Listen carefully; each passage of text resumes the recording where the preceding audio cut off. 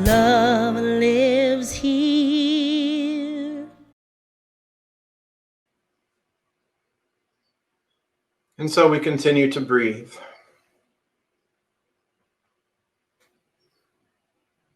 Breathing in and breathing out. Allowing ourselves to be breathed by the one life. And so this morning, I invite you to breathe into and breathe life into our focus statement. So we've got that on the screen here for you. Let's say it together.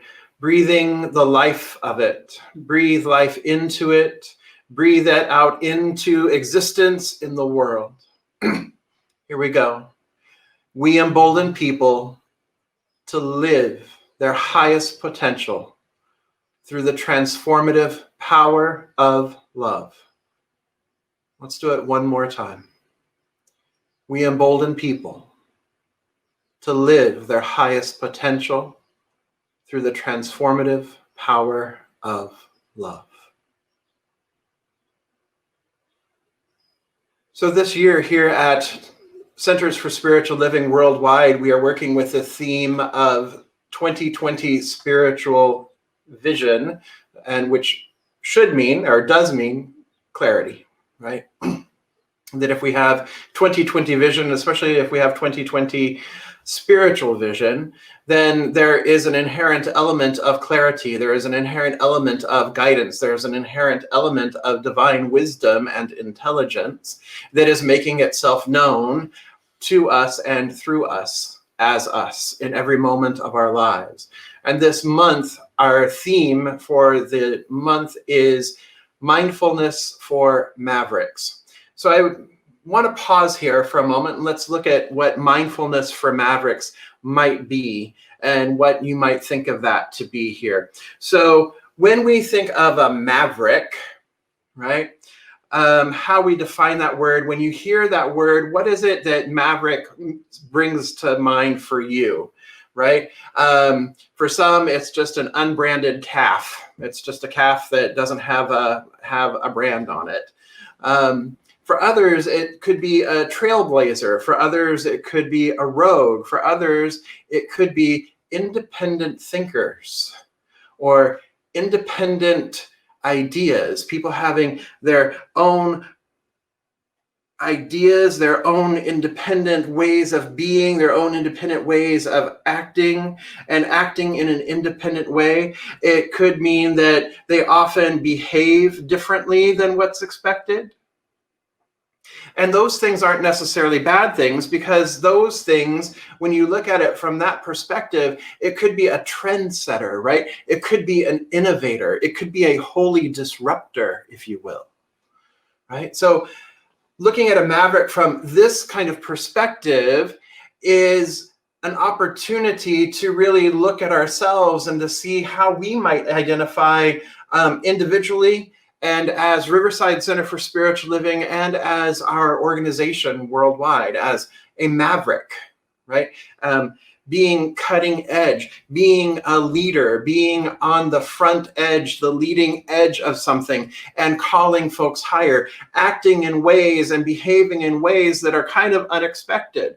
Ernest Holmes certainly did that. Jesus the Christ certainly did that. Buddha certainly did that. They too could be called mavericks. Martin Luther King certainly did that. Gandhi certainly did that. Mother Teresa certainly did that. They too could be considered mavericks, right? And so I was looking at Maverick and really sitting with that, and I found this great website called Mavericks Unlimited. And they had several ideas of what a maverick is, and a maverick traits of a maverick, if you will. So I want to share some of those with you this morning.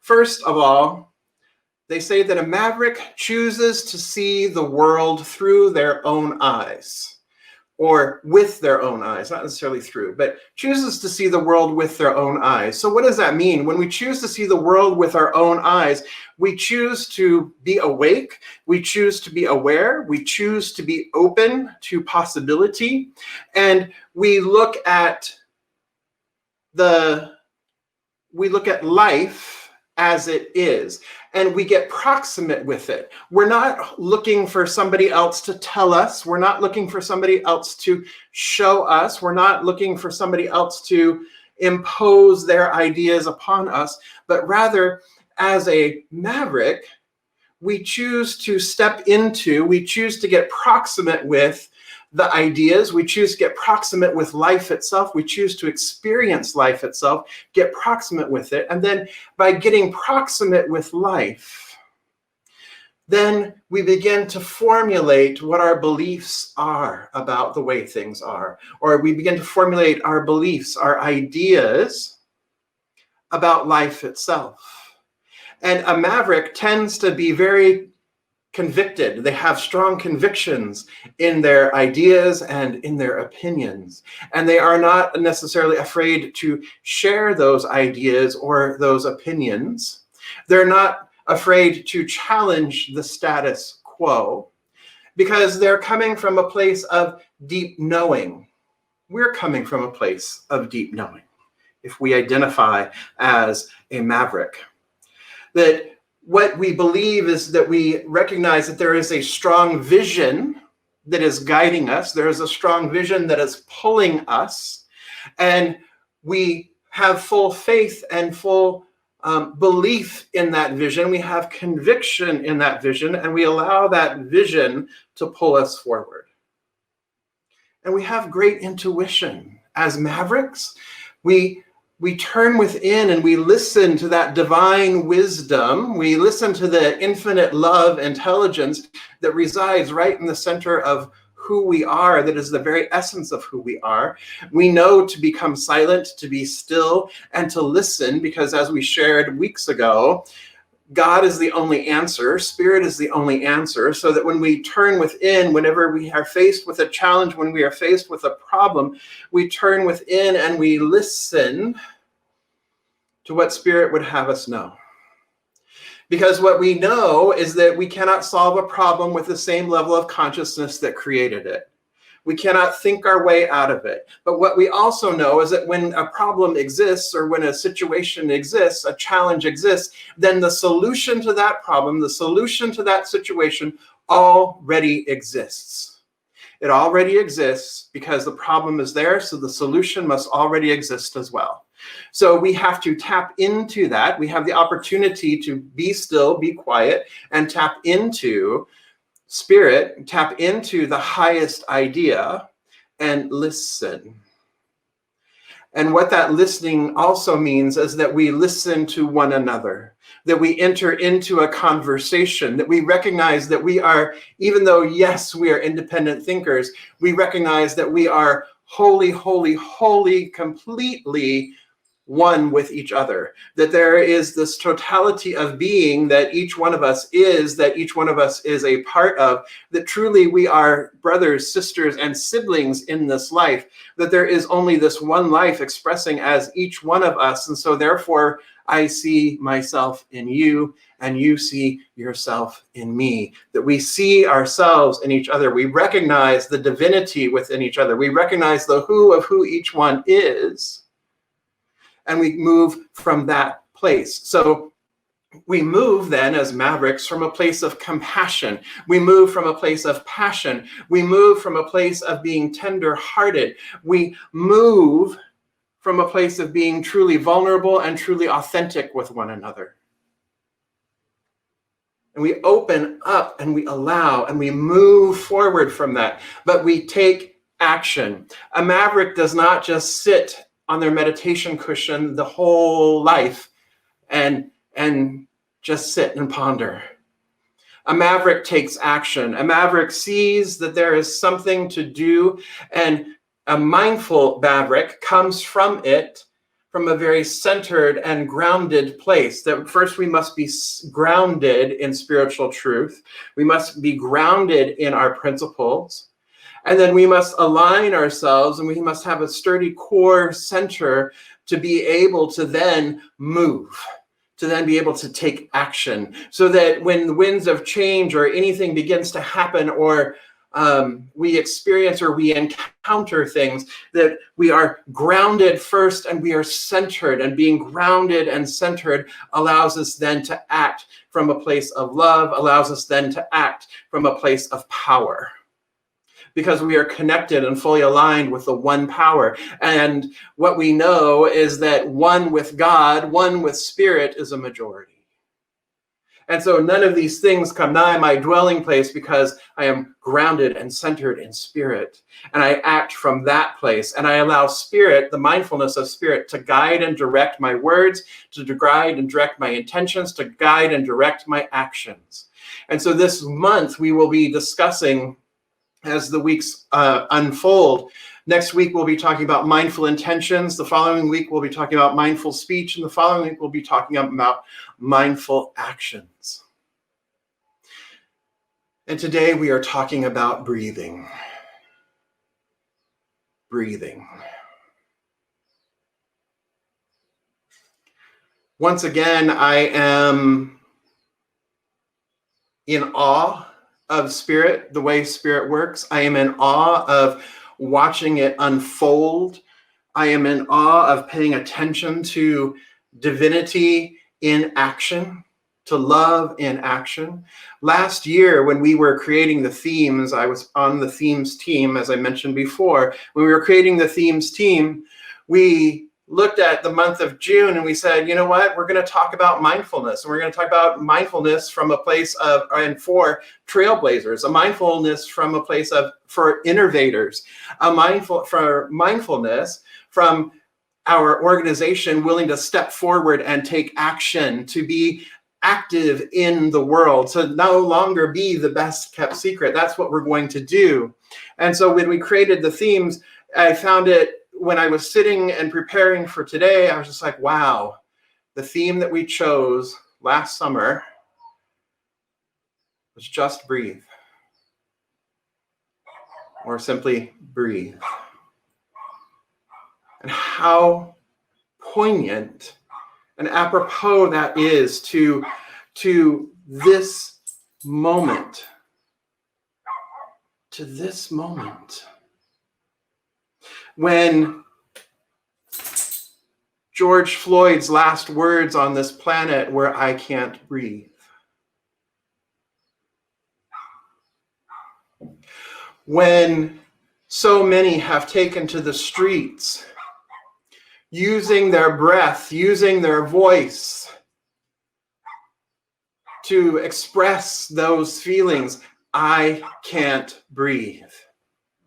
To express the feelings, the collective of a society, that we can't breathe. To express the ideas and the feelings of a people, we can't breathe.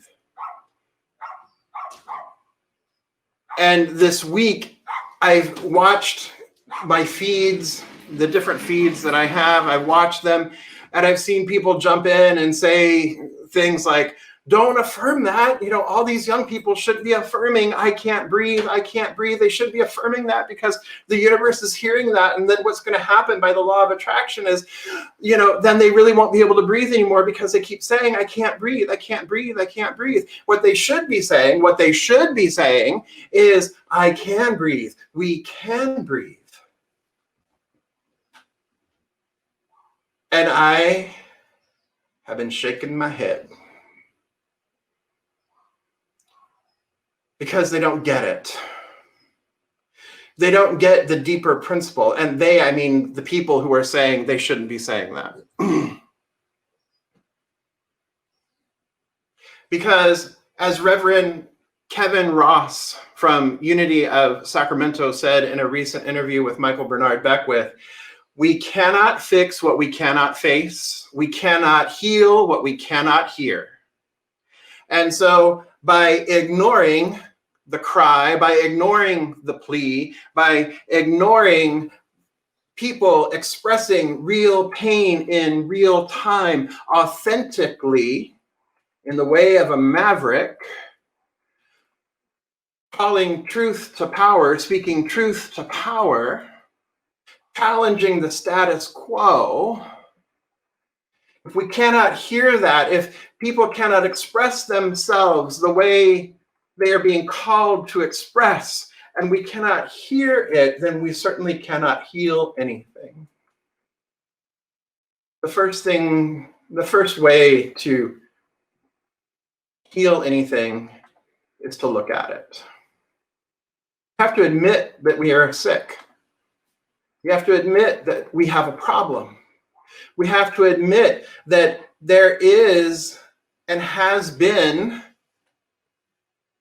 this sickness, this disease in our country for over 400 years. And we have to listen, and we have to hear, and we have to acknowledge. If we are so quick to just go, oh no, we should be saying we can breathe, we can breathe, we can breathe. We can affirm that, we can believe that. The universe responds to what you believe. Saying we can breathe when it doesn't ring true is speaking words into a vacuum. As I said last week, our faith tradition teaches us how to deconstruct our false beliefs, how to deconstruct our false narratives, how to deconstruct the limitations that we have put ourselves in. Our faith teaches us how to do that. But the way it teaches us how to do that is we first must look at it, we first must acknowledge it before we can turn away from it. We first must acknowledge that it's there. And then we begin to do the work to remove it. The mental work to remove it, the spiritual work to remove it, and the actual physical work to remove it. And then we can begin shifting and accepting what it is that we wish to experience, accepting what it is that we wish to see. There's a way of treating, it's called denial, right? It's called argumentative treatment, argumentative prayer, where first we deny that the problem is. We have to look at the problem and then we have to speak denial to it. We have to denounce it. We have to affirm that there is no power in it, and we have to denounce it. And then we speak affirmations. It's just another way of doing prayer. It's another way of still doing affirmative prayer, but from an argumentative place. Doing a prayer from a place as though you are arguing a case, arguing a point, to get the point across. And the argument that you're having, the person you're trying to convince, the person you're trying to convict is yourself. Your consciousness. So when folks are saying they can't breathe, we have to be able to hear that. We have to be able to acknowledge that. We have to be able to take that in and hear the fact of that. Not discount it, not spiritually bypass it. We have to be present with it. Because being mindful means to be fully, means our mind is fully in the presence. To be mindful, to practice mindfulness, means our minds are fully in the presence. The presence of the one. The presence with each other. The presence with life itself. There's a beautiful song that Jubel's going to sing in a few moments that is written by Ricky Byers called The Breath of God.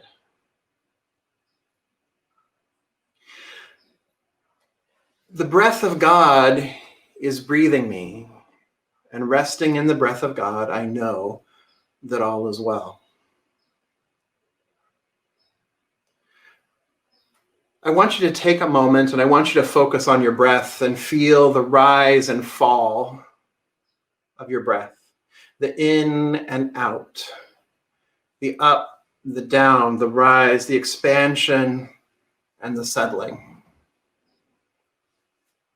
Bring your attention to your breath for a moment. And recognize that the breath is the ever-givingness of God, the ever-givingness of spirit, the ever-givingness of life itself. That it is a divine flow, is a divine circulation. There is an inhale, a pause, and an exhale. A pause and an inhale. And we really don't need to take any thought for it. It just happens. Spirit is breathing us.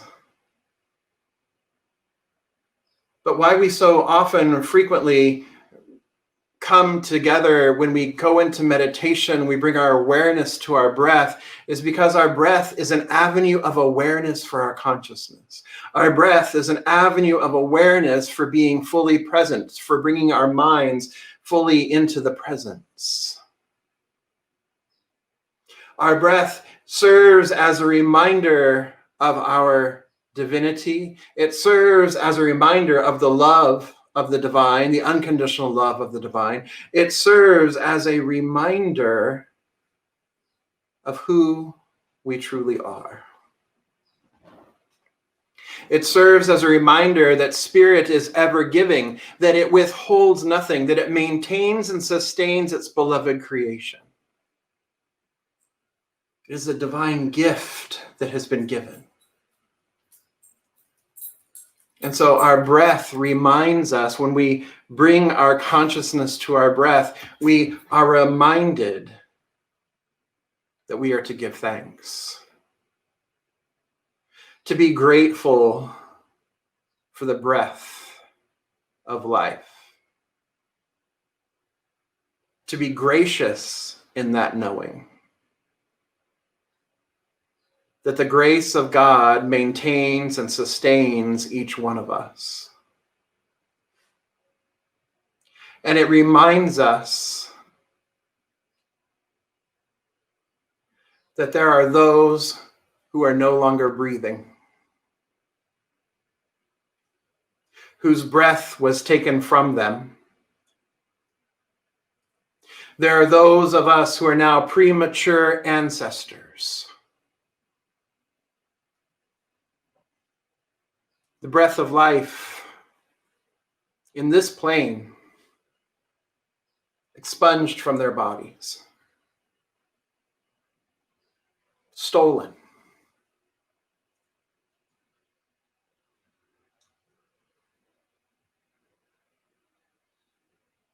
And so we continue to breathe. We continue to breathe to honor them, to honor their life. We continue to breathe to pick up the work, to do the work, to make sure that it does not ever happen again.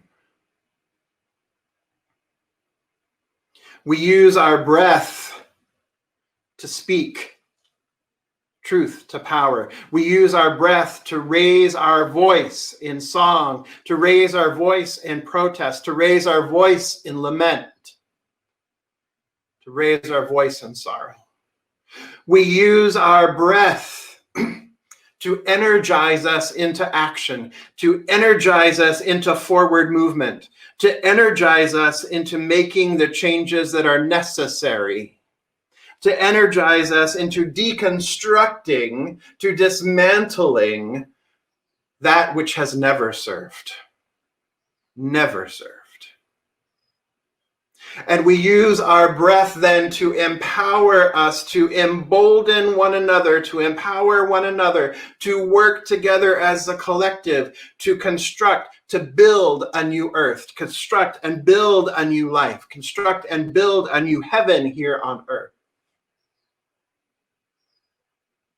That is ours to do. We use our breath and we push like a mother in labor, who uses the breath to bring forth life. So what is it this day that you are going to breathe life into? What is it this day that you are choosing to use your breath for the power of good? What in this day are you using your breath to push so that we may have life? A new way of life, a new way of being together.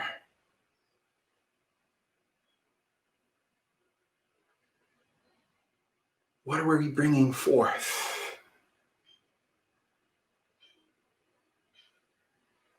That is as we take in a breath together, that is an inspiration, right? We are inspiring. It is an inspiration, meaning spirit is entering our body. It is an inspiration. So the high idea, the high vision is entering our body. And as it is in our body, we are conspiring with it. We are with spirit. We are moving with spirit. It is maintaining and sustaining us. We are aligned with spirit. We are conspiring. We are co-conspirators with spirit. We are with spirit. And as we release our breath, it's expiration. We are expiring. We are dying to the old. We are releasing that which no longer serves us, that which no longer nourishes us, that which no longer brings life. And the cycle happens again. Inspire, conspire, expire, inspire, conspire, expire, inspire, conspire, expire. Leaving behind those things that don't serve. Leaving behind those ideas, leaving behind those limitations, those beliefs in separation, leaving it behind and breathing in. So I ask you this day, what are you breathing in? What are you breathing in?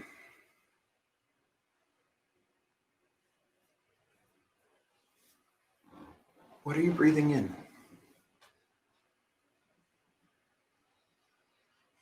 And what are you letting go of? What are you expiring? Milk has an expiration date. A bag of potato chips has an expiration date. This way of systemic racism, this way of hatred, this way of supremacy is long past its expiration date. And it takes each one of us to release it and to bring something forth that is new, that is just. Alex says she's breathing in peace and unity. Yes, Alex. Beautiful. Breathe that in. Breathe that in.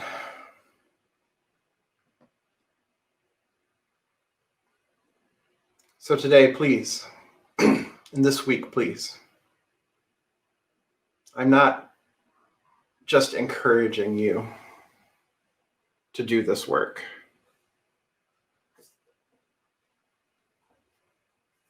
We need to be doing this work together. We need to allow our breath to be an avenue of awareness to awaken us to our truth, to awaken us to our humanity, to awaken us to our divinity, and act from that place.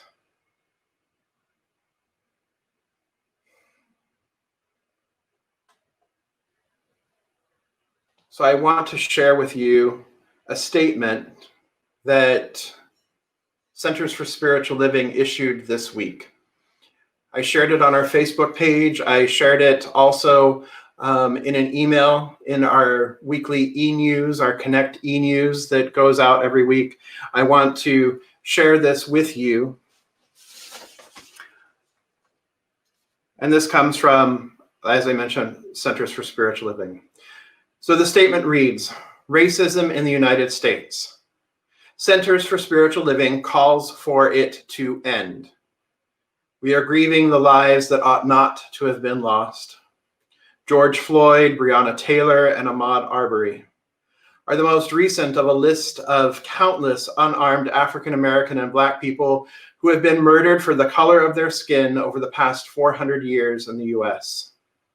Too many generations have suffered, and it has never been, and it is not now, acceptable. We denounce racism in all of its forms, the starkness of unapologetic intentional racism, the racism of silence in the face of injustice, the systemic racism inherent in our education, justice, income, and opportunity inequity, and the racism that lies hidden in our individual hearts and minds. We envision a world where personal responsibility joins with social conscience in every area of the political, corporate, academic, and social sectors.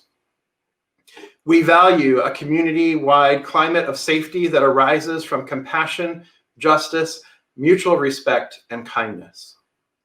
Therefore, we join our founder, Dr. Ernest Holmes, who, echoing words of Dr. Martin Luther King Jr., said, "You and I should form the habit of taking definite time each day to contemplate and affirm peace and justice. For there is no peace possible without justice. But faith without works is dead. We should not only pray, we should act, each contributing the best they have to the common purpose, each willing to make any sacrifice necessary. For there can be no individual self-preservation without the preservation of all."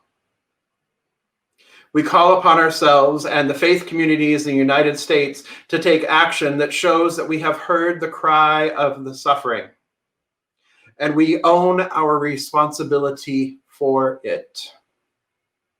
Whether that action is prayer, donations to organizations that promote racial justice and equity, rigorous self-education, or active engagement, let not this moment in history pass us unattended.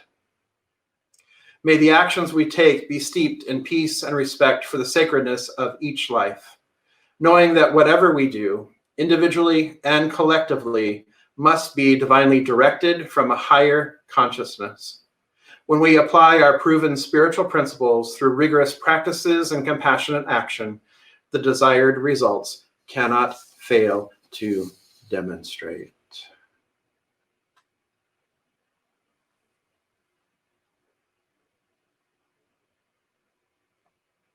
So today I invite you to breathe, and I invite you to take action. And then I invite you to breathe again and step forward again and take action. And then I invite you to breathe again, centering and grounding and anchoring in spirit, and then take action again. And breathe and allow your breath to breathe life into new life.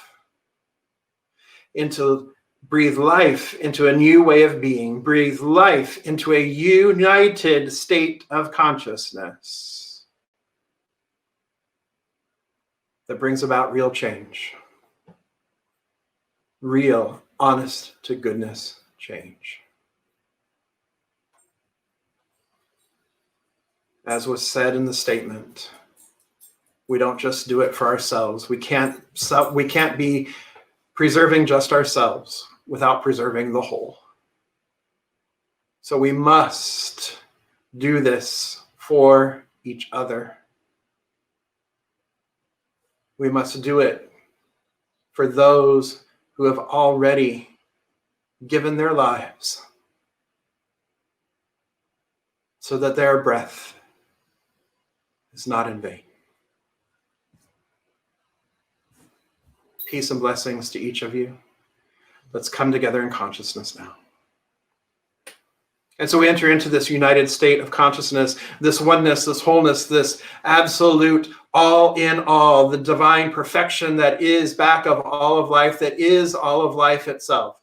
It is through this one mind, this one infinite love, intelligence, that all life was created, that all life came forth as a divine emanation and impartation, as a divine manifestation of itself.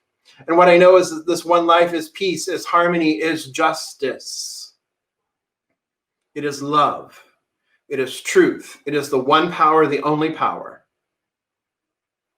And it makes itself known in a variety and in a myriad of ways, countless ways, infinite ways. Each is a divine manifestation and impartation and demonstration of this one life.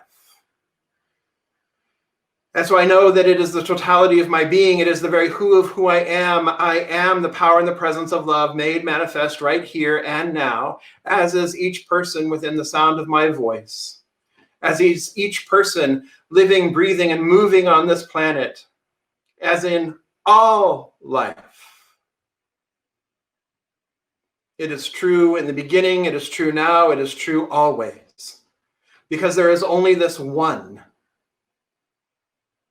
And so I speak my word for here and now,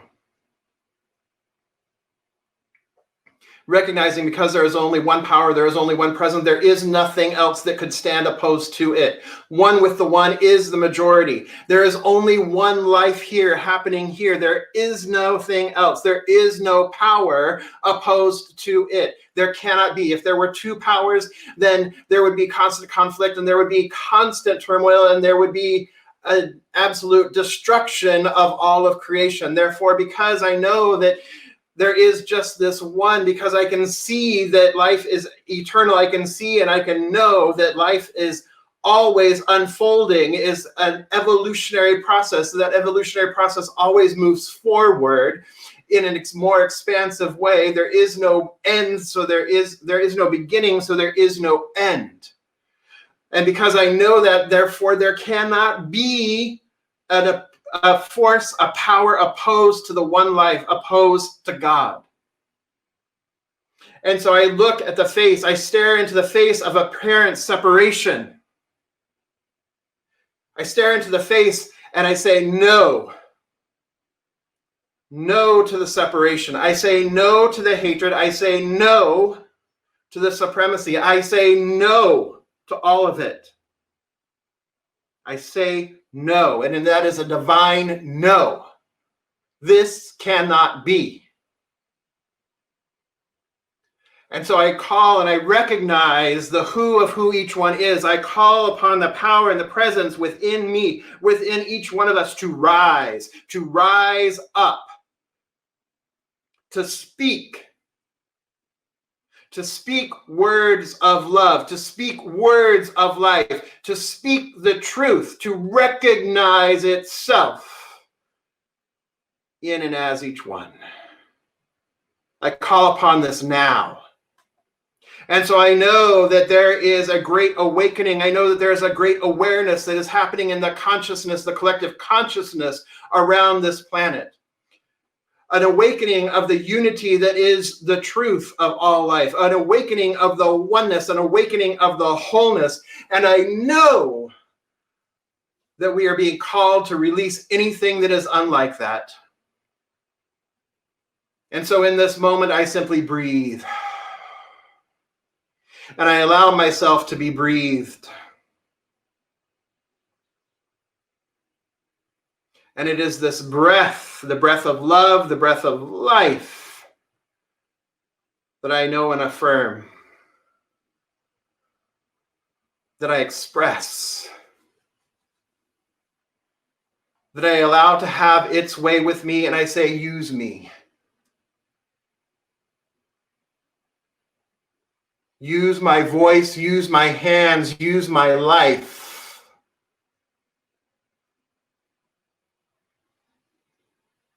For the divine and perfect unfoldment. I give thanks. I give thanks for the breath that breathes me. I give thanks for my union with the divine. I give thanks for my awareness. I give thanks for my awareness of my interconnectedness with my brothers and sisters and siblings. I give thanks for the awareness that we are truly one.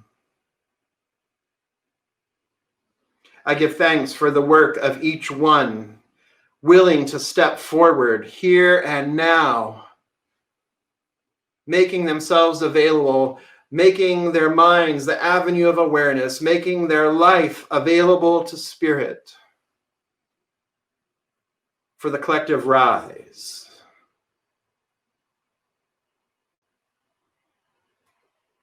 And I release this word, knowing it is fulfilled, for it could be no other way. And I say, and so it is. Amen. Ashe. Aho. Blessed be.